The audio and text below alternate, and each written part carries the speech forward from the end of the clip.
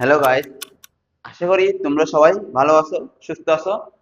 আজকে আমি জড়তা ভ্রামকের 2 নম্বর ক্লাসটা নিব। দেখো, আজকে আমরা কি কি পড়বো। সমান্তরাল অক্ষ উপপাদ্য এবং লম্ব অক্ষ উপপাদ্য, এই দুইটা উপপাদ্য কি এবং জিনিসগুলোকে আমরা কিভাবে কাজে লাগাবো, সেই জিনিসগুলো আজকে আমরা পড়বো। দেখো, প্রথমে আসি লম্ব অক্ষ উপপাদ্য। বস্তু যে তলে অবস্থিত সেই তলে পরস্পরের লম্ব দুটি অক্ষের সাপেক্ষে জড়তার ভ্রামকের সমষ্টি হবে ওই দুই অক্ষের ছেদবিন্দুগামী অপর লম্ব অক্ষের সাপেক্ষে জড়তার ভ্রামকের সমান। বুঝতে পারছো? আশা করি বুঝো নেই। দেখো, এদিক দিয়ে মনে করো এক্স অক্ষ, ওয়াই অক্ষ এবং লম্ব অক্ষ জেড। মনে করো এক্স ওয়াই তলে সাপোজ করো এটা এক্স ওয়াই তল, এটা এক্স ওয়াই তল, এটা এক্স ওয়াই তল। এক্স ওয়াই তলে কি আছে? একটা বস্তু আছে, একটা বিন্দু বর। এই বিন্দু বরের বদ ধরো স্মল এম, এবং এখান থেকে এদিকে দূরত্ব হচ্ছে আর। দূরত্ব হচ্ছে কত? আর। ঠিক আছে? তো এক্স অক্ষের সাপেক্ষে জড়তার ভ্রামক আই জেড। এক্স অক্ষের সাপেক্ষে এই বস্তুটার এক্স অক্ষের সাপেক্ষে জড়তার ভ্রামক আই এক্স। ওয়াই অক্ষের সাপেক্ষে এই বস্তুটার জড়তার ভ্রামক আই ওয়াই। কেমন?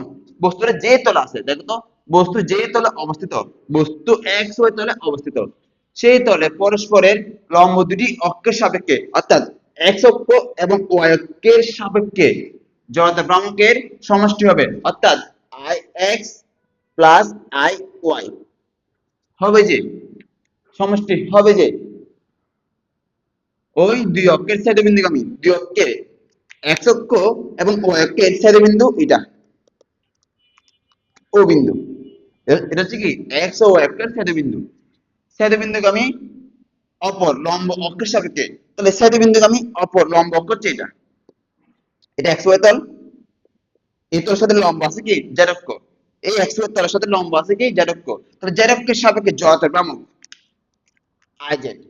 জেড অক্ষের সাপেক্ষে জড়তার ভ্রামক আই জেড অপর লম্ব অক্ষের সাপেক্ষে জড়তার ভ্রামকের সমান, অর্থাৎ I X plus I Y, এদের সমষ্টি হবে যে আই জেড এটা। অর্থাৎ এক্স অক্ষ ও ওয়াই অক্ষের সাপেক্ষে এই এম্বরের বস্তুটার জড়তা ভ্রামকের সমষ্টি সমষ্টি হবে যে ওই তলের সাথে লম্বভাবে গমনকারী অক্ষের জড়তা ভ্রামকের সমষ্টির সমান। বুঝতে পারছো? আশা করি বুঝতে পারছো। তো আসো এটা একটু আমরা প্রমাণ দেখি। দেখো তো, এখানে এক্স অক্ষের সাপেক্ষে জড়তার ভ্রামক আই এক্স, সেটা কি হবে? এখান থেকে এতটুকু দূরত্ব কত? এতটুকু দূরত্ব কত? এক্স না? এটা যদি এক্স হয় তাহলে এটা কি হবে? এটা এক্স হবে না? এখান থেকে দূরত্ব, তাহলে আই এক্স ইকুয়াল কি হবে? যদি এটা বিন্দু বর কল্পনা করি, তাহলে আমরা বিন্দু বরের জড়তা ভ্রামক কি জানি? I M R square. এখানে এক্স অক্ষের জন্য আর এর মান এক্স এর সমান, তাহলে আই এক্স হবে যে এম এক্স স্কয়ার। একইভাবে সেম আই ওয়াই এর জন্য, অর্থাৎ আই ওয়াই এর মানটা কত হবে? মূল বিন্দু থেকে এখান থেকে এতটুকু দূরত্ব সেটা কত? ওয়াই। কেমন? যদি ওয়াই হয় তাহলে এটা কি হবে? ওয়াই হবে। তাহলে এই বস্তুর ওয়াই অক্ষের সাপেক্ষে জড়তার ভ্রামক কি হবে? M Y square. বুঝতে পারছো? আশা করি বুঝতে পারছো। তো এখন I X plus I Y আমরা কি পাচ্ছি? M X square plus M Y square. তো এখান থেকে কি পাবো আমরা? এম কমন নিলে X square plus Y square. তো এখন দেখো তো এখান থেকে এতটুকু দূরত্ব হচ্ছে কত? আর। এই দূরত্ব কত? আর। ঠিক আছে? আমরা এখান থেকে কি লিখতে পারি? R equal to root over, বা আমরা এভাবে লিখি R square equal to X square plus Y square. লিখতে পারি না? অবশ্যই পারি, কারণ এটা কি একটা সমকোণ। এটা কি সমকোণ? সমকোণ হলে এখানে একটা সমকোণ ত্রিভুজ তৈরি হবে। সমকোণ ত্রিভুজ তৈরি হলে পিথাগোরাসের উপপাদ্য দিয়ে আমরা এটা লিখতে পারি, অবশ্যই পারি। তো এখন দেখো তো জ্যারক্য সাপেক্ষে, মনে করো এটা জ্যারক্য, এটা কি জ্যারক্য, এখানে একটা বস্তু আছে, এটা একটা বস্তু, এটা ধরো বিন্দু বল, তাহলে এই জ্যারক্য সাপেক্ষে এটা ঘুরতেছে না এভাবে, অবশ্যই ঘুরতেছে। এখন জ্যারক্য থেকে এই বিন্দু বলের দূরত্ব কত, আর জ্যারক্য থেকে এই বিন্দু বলের দূরত্ব কত, আর তাহলে জেড অক্ষের সাপেক্ষে এই বিন্দু বলের জড়তার ভ্রামক কত, I Z equal to M R square না, এম আর স্কয়ার না, অবশ্যই এম আর স্কয়ার। তাহলে আমরা সুতরাং এখানে M X square plus Y square জানি কি লিখতে পারি, আর স্কয়ার লিখতে পারি, অর্থাৎ এটা কি আই জেড। বুঝতে পারছো? এই লম্ব অক্ষের এই লম্ব অক্ষ উপপাদ্যের সাহায্যে আমরা বিভিন্ন বস্তুর বিভিন্ন অক্ষে জড়তা ভ্রামক নির্ণয় করব। বুঝতে পারছো? আরেকটা উপপাদ্য আছে, সেটা কি সমান্তরাল অক্ষ উপপাদ্য, সমান্তরাল অক্ষ উপপাদ্য। এটা কি বলছে, কোন বস্তুর যে কোনো অক্ষের সাপেক্ষে জড়তার ভ্রামক হবে ওই অক্ষের সমান্তরাল বস্তুর বারকেন্দ্র দিয়ে গমনকারী অক্ষের সাপেক্ষে জড়তার ভ্রামক ও বস্তুর ভর ও উক্ত দুই অক্ষের মধ্যকার লম্ব দূরত্বের বর্গের গুণফলের সমষ্টির সমান। হায় হায়, কিছু তো বোঝো নেই, বুঝতে হবে না, দেখো। মনে করো এটা একটা অসম আকৃতির বস্তু, দেখতে কি অসম আকৃতির একটা বস্তু। তো এটার বার কেন্দ্র মানে কি, যেখানে বস্তুটার সমস্ত বল কেন্দ্রীভূত আছে। কি বললাম, বার কেন্দ্র মানে কি, যেখানে কোন একটা বস্তুর সমস্ত বল কেন্দ্রীভূত আছে, সেটা হচ্ছে কি বার কেন্দ্র। কেমন? তো বার কেন্দ্র দিয়ে গমনকারী অক্ষ ধরো এটা, এটা হচ্ছে যে বার কেন্দ্র দিয়ে গমনকারী অক্ষ।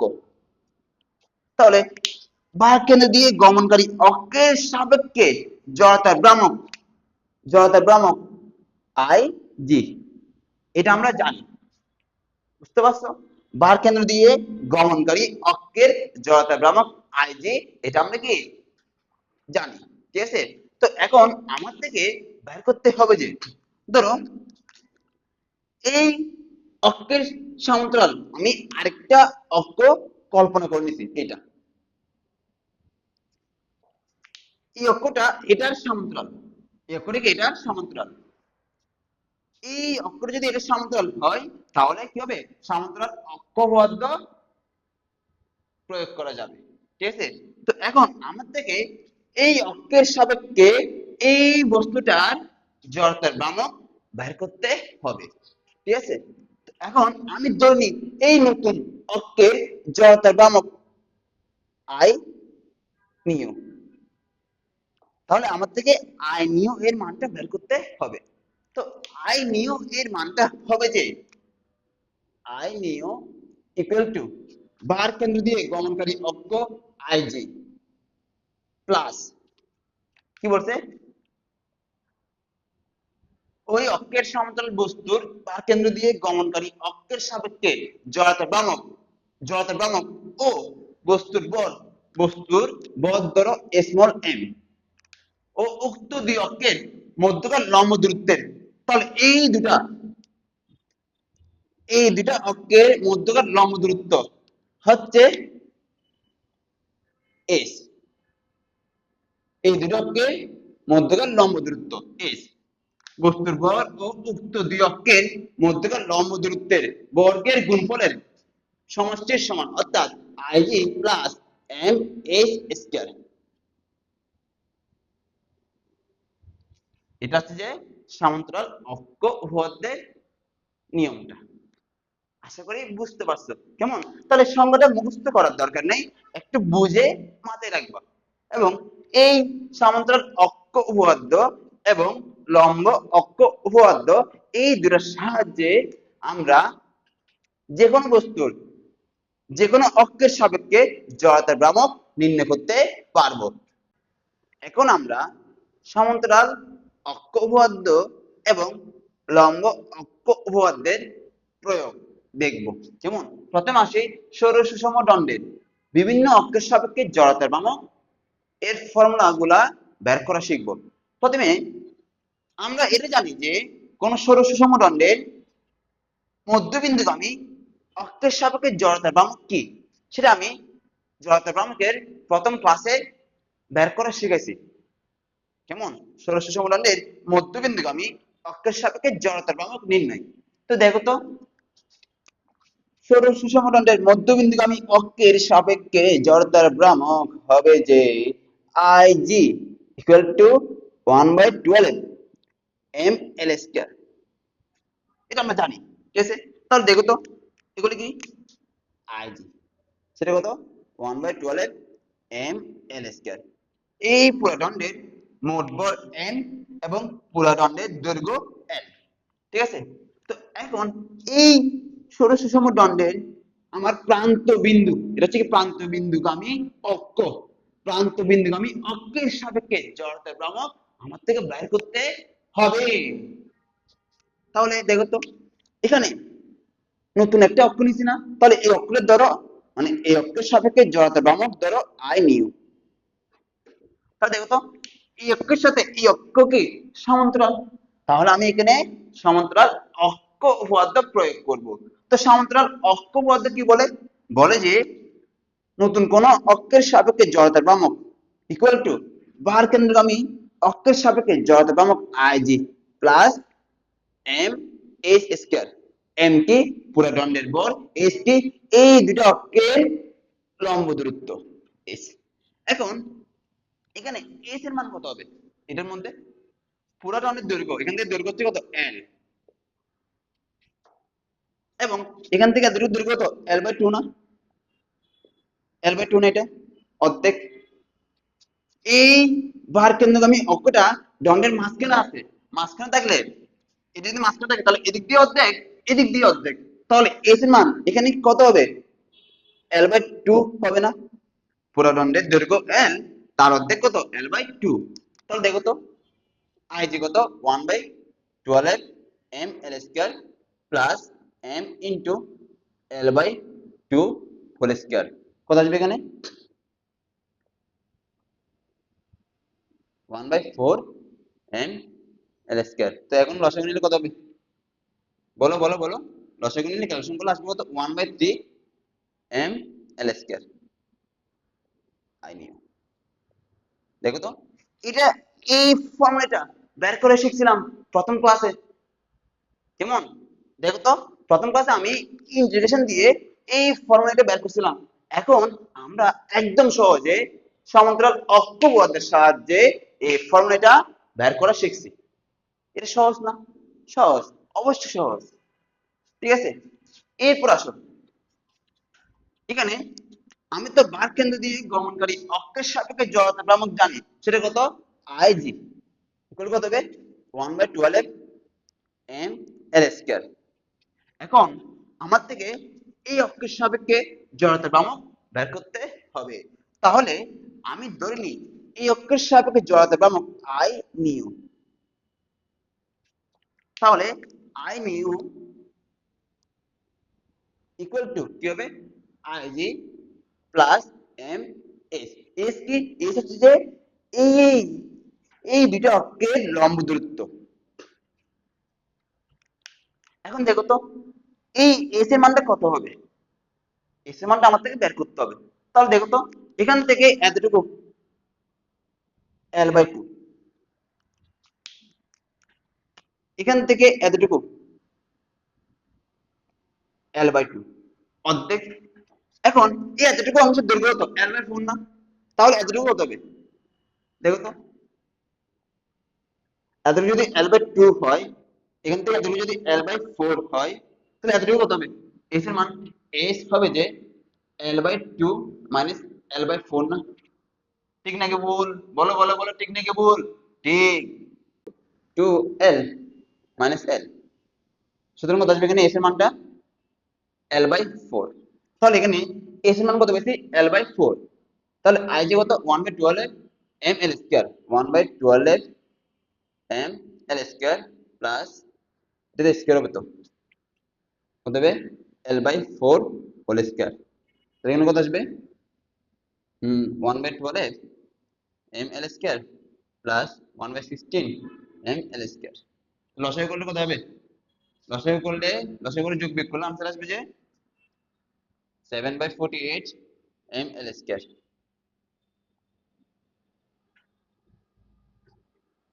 বুঝতে পারছো? তাহলে আমরা যদি ভারকেন্দ্রগামী অক্ষের সাপেক্ষে জড়তা ভ্রামক জানি, তাহলে আমরা কোন ষোড়শ সুষম দণ্ডের যে কোনো অক্ষের সাপেক্ষে জড়তা ভ্রামক বের করতে পারবো। ঠিক আছে? এখন আমরা আরো কিছু সমান্তরাল অক্ষপদার্থ এবং লম্ব অক্ষপদার্থের প্রয়োগগুলো দেখব। কেমন? দেখো তো, চাকতির জন্য চাকতির বিভিন্ন অক্ষের সাপেক্ষে জড়তা ভ্রামক কি হবে সেটা আমরা এখন দেখব। দেখো, আগে দেখি বলতো, আমরা একটা চাকতির বারকেন্দ্র দিয়ে গমনকারী অক্ষের সাপেক্ষে জড়তা ভ্রামক জানি না? অবশ্যই জানি। সেটা কত? Half M R square. M হচ্ছে চাকতির ভর, আর আর হচ্ছে কি চাকতির ব্যাসার্ধ। ঠিক আছে, এটা আমরা জানি। তো দেখো তো, মধ্যবিন্দু দিয়ে গমনকারী মধ্যবিন্দু দিয়ে তলের লম্বভাবে গমনকারী অক্ষের সাপেক্ষে জড়তা ভ্রামক, অর্থাৎ এটা একটা চাকতি।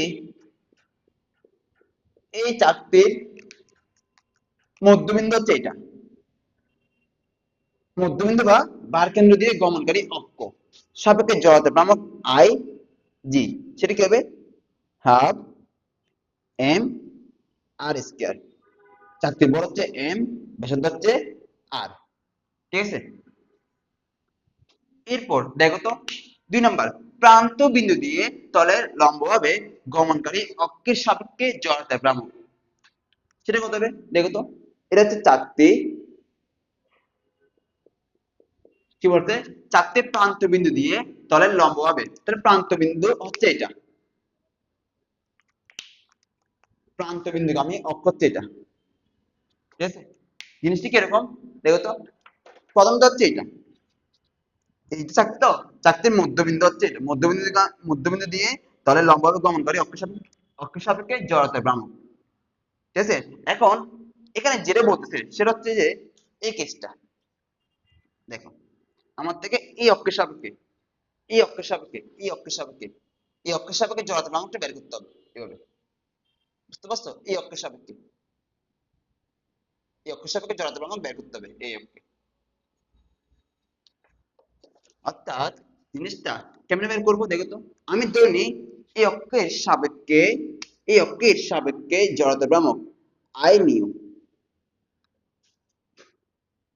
কেমনে বের করবো দেখো তো, আমরা জানি না এই চাকতির মধ্যবিন্দুগামী অক্ষের সাপেক্ষে জড়তা ভ্রামক আই জি? অবশ্যই জানি। সেটা কত হবে?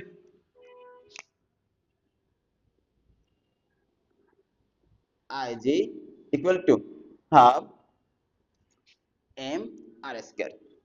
ঠিক আছে, তো এখন দেখি বলতো, এখান থেকে এই এতটুকু দূরত্ব এস কত? আর এর সমান না? এখান থেকে এত দূরত্ব এস, লম্ব দূরত্ব, এটা কি ব্যাসার্ধের সমান না? অবশ্যই সমান। তাহলে আমরা এখানে কি করতে পারি? লম্ব সরি সমান্তরাল অক্ষপথের সাহায্যে এই চাকতির এই অক্ষের সাপেক্ষে জড়তা ভ্রামক বের করতে পারি। অর্থাৎ এখানে আমরা কি করব? সমান্তরাল অক্ষপথ প্রয়োগ করব। তাহলে I new equal to I G plus M H square. কত আসবে এখানে? আই জি কত? Half M R square plus S কত? আর এর সমান, তাহলে এম আর স্কয়ার কত আসবে এখানে? 3/2 এম আর স্কয়ার। আশা করি বুঝতে পেরেছো। এরপর দেখো তো, মধ্যবিন্দু দিয়ে তলের সমান্তরাল অক্ষের সাপেক্ষে অথবা ব্যাসের সাপেক্ষে জড়তার ভ্রামক, অর্থাৎ দেখো তো, এটা একটা চাকতি, এই চাকতির ব্যাস হচ্ছে এটা, এটা হচ্ছে ব্যাস, এটা হচ্ছে কি ব্যাস, অথবা আমি এই দিক দিয়ে চিন্তা করতে পারি, এটা হচ্ছে কি ব্যাস। তাহলে এটাকে মনে মনে আমি কি ধরবো? এক্স অক্ষ ধরি, এটাকে মনে মনে আমি ওয়াই অক্ষ ধরি। ঠিক আছে, এখন আমার এক্স ও ওয়াই অক্ষের সাপেক্ষে জড়তা ভ্রামক বের করতে বলছে। কেমন? তাহলে কেমনে বের করব দেখো তো, আমরা এই চাকতির মধ্যবিন্দু দিয়ে লম্বভাবে গমনকারী অক্ষের সাপেক্ষে জড়তা ভ্রামক জানি। অর্থাৎ মধ্যবিন্দু দিয়ে গমনকারী অক্ষের সাপেক্ষে অর্থাৎ আইজি এর মানটা কত হাফ এম আর স্কয়ার। এটা আমরা জানি। আমার থেকে এক্স অক্ষ এবং ওয়াই অক্ষের সাপেক্ষে জড়তার ভ্রামকটা বের করতে হবে। তাহলে আমি ধরি এক্স অক্ষের সাপেক্ষে জড়তার ভ্রামক আই এক্স, ওয়াই অক্ষের সাপেক্ষে জড়তার ভ্রামক আই ওয়াই। এবং দেখো তো এটা এক্স এটা ওয়াই। এবার এক্স ও ওয়াই এর লম্ব হবে কি আছে জেড অক্ষ আছে না? এখানে জেড অক্ষ কোনটা? এটা না জেড অক্ষ। এবং জেড অক্ষের সাপেক্ষে জড়তা ভ্রামক আই জেড এটা বার কেন্দ্রগামী অক্ষের সাপেক্ষে জড়তা ভ্রামকের সমান না? অবশ্যই সমান। অবশ্যই কি সমান, ঠিক আছে না? এবং যেহেতু এখানে এটা একটা চাকতির ব্যাস সেম, তাহলে এক্স অক্ষের সাপেক্ষে জড়তা ভ্রামক যদি আমি আই ধরি, ওয়াই অক্ষের সাপেক্ষে জড়তা ভ্রামক কি হবে ওয়াই, অক্ষের সাপেক্ষে জড়তা ভ্রামক কি হবে আই হবে। কেন? কারণ এই চাকতির ব্যাস কি সেম। বেশ সেম হলে এক্স ও ওয়াই অক্ষের জড়তা ভ্রামক কি হবে একই হবে। তাহলে জিনিসটা আসলে কিরকম দেখো তো, এটা এক্স অক্ষ, এটা এক্স অক্ষ, এটা হচ্ছে কি এক্স, এটা হচ্ছে ওয়াই, এটা হচ্ছে জেড অক্ষ। কেমন? এক্স অক্ষ, দেখো এক্স অক্ষ, ওয়াই অক্ষ, জেড অক্ষ, ঠিক আছে? তাহলে এখানে লম্ব অক্ষবদ্ধ প্রয়োগ হবে না? আমার থেকে যদি এক্স অক্ষের সাপেক্ষে জড়তা ভ্রামক বের করতে হয়, কোন উপপাদ্য প্রয়োগ হবে? লম্ব অক্ষ উপপাদ্য প্রয়োগ হবে। অর্থাৎ লম্ব অক্ষ উপপাদ্যের সাহায্যে আমরা জড়তা ভ্রামকটা বের করব এক্স অক্ষের জন্য। তার আমরা কি জানি I Z equal to I X plus I Y. প্রথমেই পড়েছি না লম্ব অক্ষ উপপাদ্য কি? তাহলে এখন আই জেড এর মান কত আইজি, আইজি কত half M R square, I X এর মান কত আই, আই ও এর মান কত আই। যেহেতু তাদের ব্যাস মানে চাকতির ব্যাস সেম, তাহলে এক্স ও ওয়াই এর জড়তা ভ্রামক কি হবে একই হবে। তাহলে সুতরাং এখন আই ইকুয়াল টু কত হবে 1/4 এম আর স্কয়ার। ঠিক আছে? আশা করি বুঝতে পারছো। কেমন? এখন আসো প্রান্ত বিন্দু দিয়ে তলের সমান্তরাল স্পর্শক অক্ষের সাপেক্ষে জড়তার ভ্রামক কত? কি বলছে? প্রান্ত বিন্দু, অর্থাৎ এটা একটা চাকতি,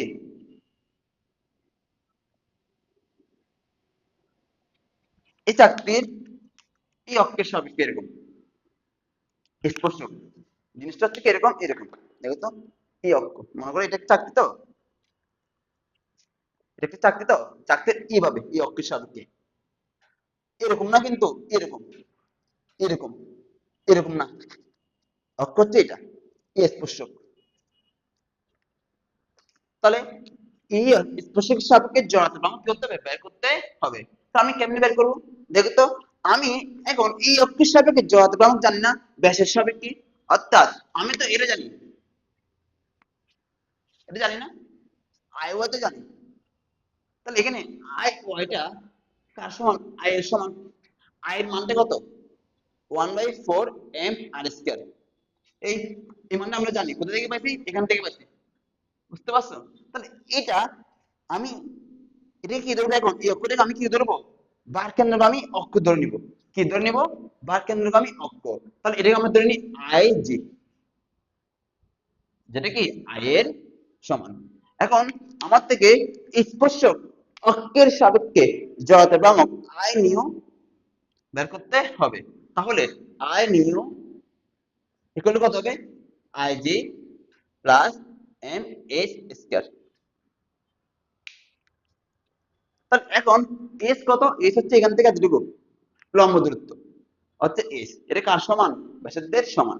তাহলে 1/4 M R square plus M আর whole square, M R square কত আসবে এখানে 5/4 এম আর স্কয়ার আসবে।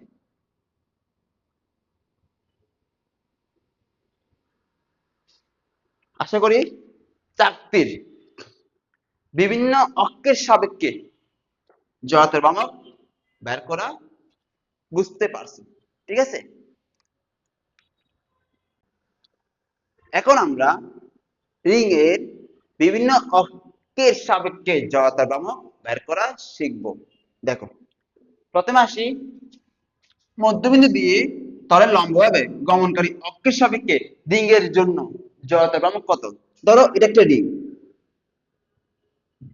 রিং এর মাঝখানের অংশ কি ফাঁপা, রিং এর মাঝখানের অংশ কি ফাঁপা, তাহলে রিং এর মধ্যবিন্দুগামী অক্ষ হচ্ছে কি বার কেন্দ্রগামী অক্ষ, তাহলে এই অক্ষের সাপেক্ষে জড়তার ভ্রামক আইজি, সেটা কত? আমরা প্রথম ক্লাসে শিখছিলাম, সেটা কত? M R square. রিং এর জন্য কত? M R square. বুঝতে পারছো? ধরো এটা একটা রিং, এই মাঝখানের অংশ কি ফাঁপা, মাঝখানের অংশ কি ফাঁপা, দেখছো? তাহলে এটা হচ্ছে অক্ষ, এই অক্ষের সাপেক্ষে জড়তার ভ্রামক হচ্ছে কত? M R square. অর্থাৎ রিং এর মধ্যবিন্দুগামী অক্ষের সাপেক্ষে জড়তার ভ্রামক কত? M R square. এটা আমরা প্রথম ক্লাসে বের করা শিখছি। এখন দেখো, প্রান্ত বিন্দু দিয়ে তলের লম্বভাবে গমনকারী অক্ষের সাপেক্ষে জড়তার ভ্রামক, অর্থাৎ এটা একটা রিং, রিং এর প্রান্ত বিন্দু এটা,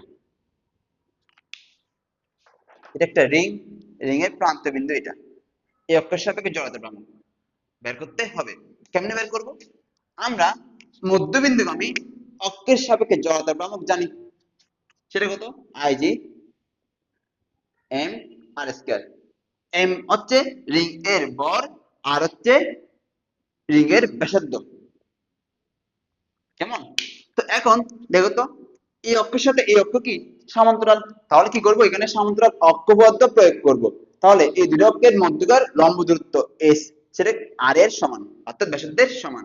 তাহলে এখন আই নিউ, অর্থাৎ নতুন অক্ষের সাপেক্ষে জড়তার ভ্রামক আই নিউ কত হবে? এখানে I G plus M S square, এখানে M R square plus M R square, কত হবে এটা? 2 এম আর স্কয়ার। আশা করি বুঝতে পারছো। এখন দেখো তো, মধ্যবিন্দু দিয়ে তলের তলের সমান্তরাল অক্ষের সাপেক্ষে অথবা ব্যাসের সাপেক্ষে জড়তা ভ্রামক। ধরো এটা একটা রিং, ঠিক আছে?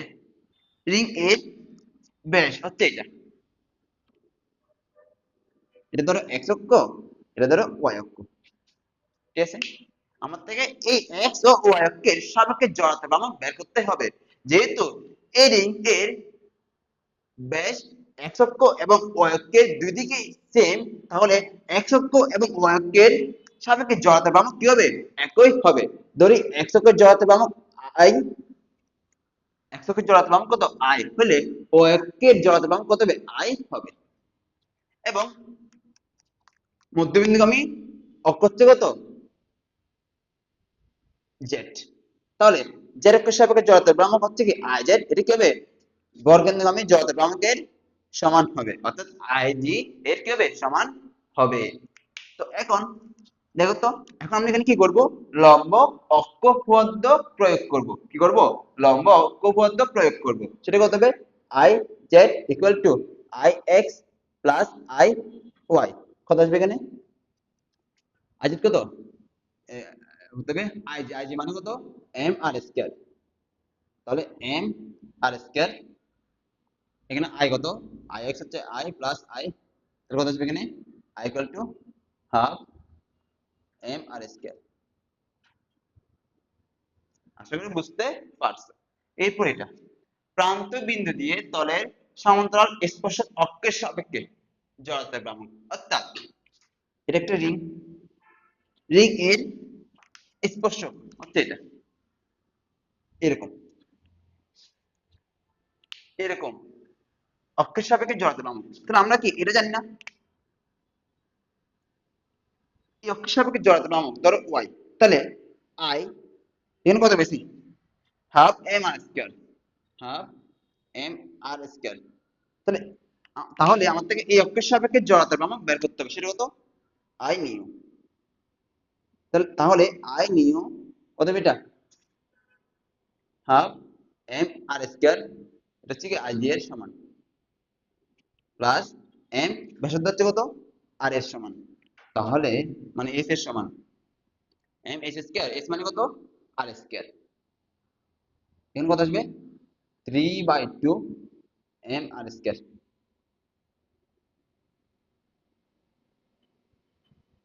ঠিক আছে, আশা করি বুঝতে পারছো রিং এর জন্য, কার জন্য, রিং এর জন্য জড়তার ভ্রামক কি।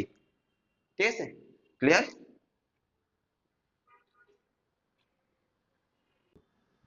এখন আসো আমরা নিরেট গোলক এবং ফাঁপা গোলকের বিভিন্ন অক্ষের সাপেক্ষে জড়তার ভ্রামক বের করা শিখব। তো প্রথমে দেখো তো, এই নিরেট গোলক, এটা হচ্ছে একটি নিরেট গোলক, পৃথিবী ধরতে পারো, নিরেট গোলক কি পৃথিবী ধরা যাবে, মানে ভিতরে কি থাকবে বরফ থাকবে, মানে ভিতরে ফাঁকা কোনো অংশ বা ফাঁকা কোনো অংশ থাকবে না। তো নিরেট গোলকের বল হচ্ছে এম, ব্যাসার্ধ হচ্ছে কত আর, তাহলে তার মধ্যবিন্দুগামী বা বল কেন্দ্রগামী অক্ষের সাপেক্ষে জড়তা ভ্রামক আইজি, সেটা আমরা জানি কত 2/5 এম আর স্কয়ার। এখন এই নিরেট গোলকের ব্যাসের সাপেক্ষে, ব্যাসের সাপেক্ষে জড়তা ভ্রামক বের করতে হবে, অর্থাৎ এই নিরেট গোলকের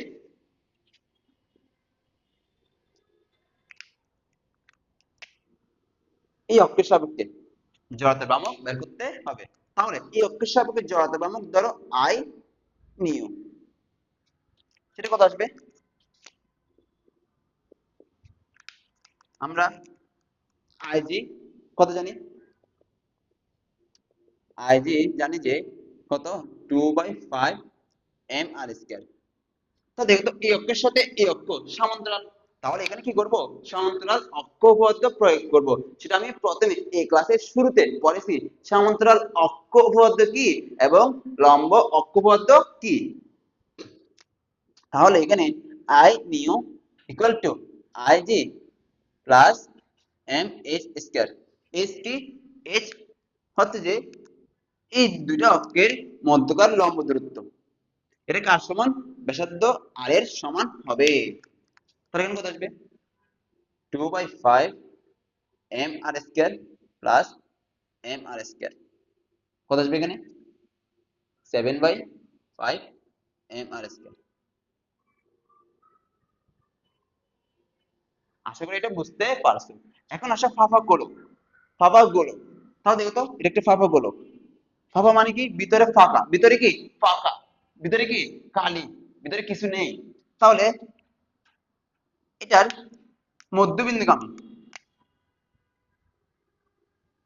অক্ষের সাপেক্ষে জড়তা ভ্রামক আমরা জানি কত, সেটা আইজি, এই পুরা ফাঁপা গোলকের ভর এম, ব্যাসার্ধ আর, এটার জন্য জড়তা ভ্রামক হবে যে 2/3 এম আর স্কয়ার, এটা আমরা জানি।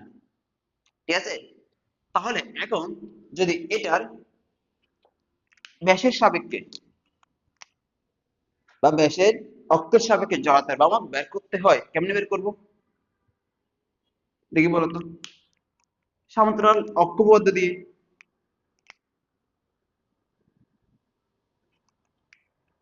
আইজি কত 2/3 এম আর স্কয়ার, এখান থেকে এতটুকু কি লম্ব দূরত্ব এইচ, তাহলে আই নিউ, আই নিউ কত আসবে, আমি ডিরেক্ট লিখি 2/3 এম আর স্কয়ার প্লাস এখান থেকে এস কে ব্যাসার্ধের সমান হবে, তাহলে এম আর স্কয়ার কত আসবে এটা 5/3 এম আর স্কয়ার।